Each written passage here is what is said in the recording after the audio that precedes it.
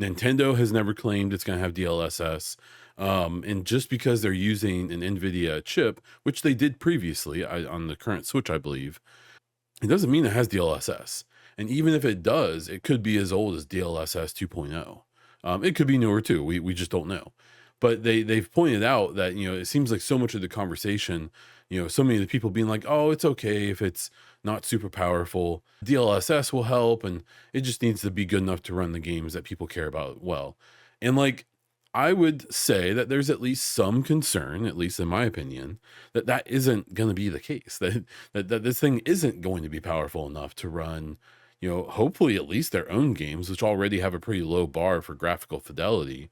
And the Switch obviously still struggles with their newer games because it's very old, very underpowered tech.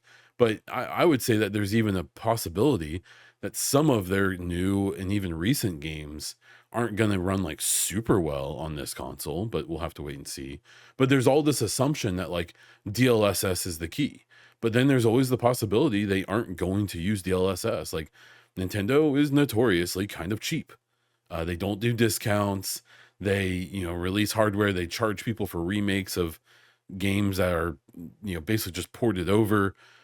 And they're probably going to do that again as well, with this backwards compatibility thing. Don't think that they're just going to do a Game Pass or an Xbox thing where you just get all your old games. Like, you're probably going to pay for it.